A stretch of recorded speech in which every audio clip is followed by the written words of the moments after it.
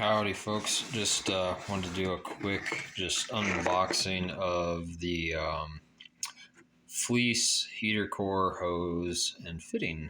There you go, for 03 to 24. I didn't realize it fit like 03 to 24 current. That's anyways, just the advantage to this is it gets rid of those quick connect fittings that kind of can be prone to leaking and so on and so forth. So I figured since I have the coolant system drained anyway, might as well toss one of these in here. So anyways, yeah, that actually came without the bag. I haven't pulled all this all the way out yet, but this is kind of your key piece here, right?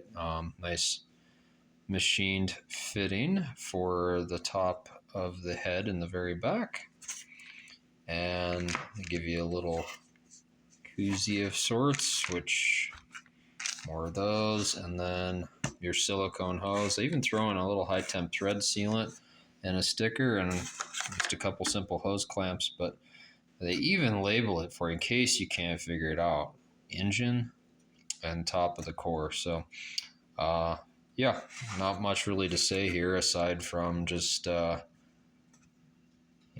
guess the machine quality of this is really nice, as you would expect from anything from these guys. So that's all I got. Take it easy.